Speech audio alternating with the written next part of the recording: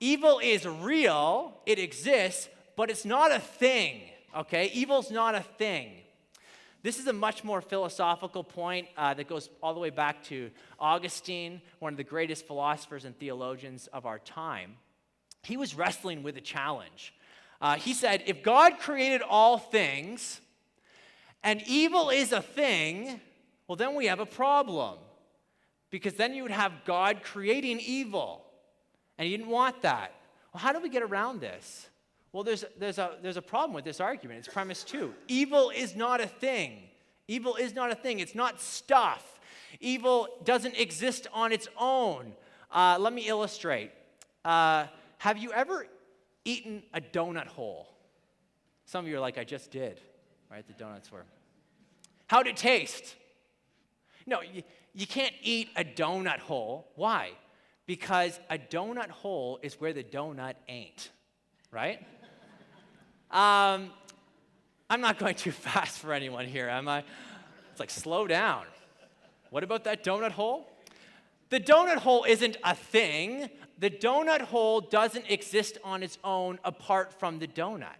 Donut holes only exist as long as donuts exist. No donut, no donut hole. You guys with me so far? That was deep.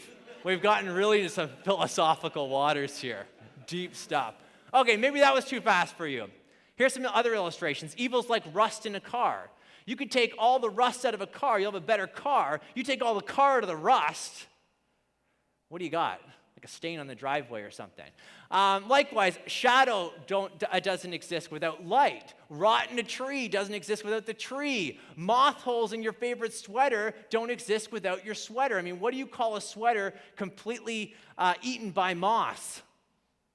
A hanger. It's a joke. All right, so evil is a privation. That's what I'm getting at. It's a privation of something good. It's the absence of something good. It's a lack. It's something missing. Philosophers like to say, evil has no ontological status. But I didn't want to say that. So, it's like the donut hole. Evil is like a parasite that requires goodness. It only makes sense with the backdrop of goodness. By the way, that's why we often describe evil as the negation of good things. I mean, think about this for a second. We call someone immoral when they're not behaving morally. When justice is not done, we say we speak of injustice. That's unjust. When your friend fails to be honest, we say you've been dishonest. I mean, you can just go on and on. Unfair, unrighteous, unlawful. Evil cannot exist unless good exists. Therefore, if evil is not something, then it wasn't created by God, okay? God's not responsible for evil. He didn't create it.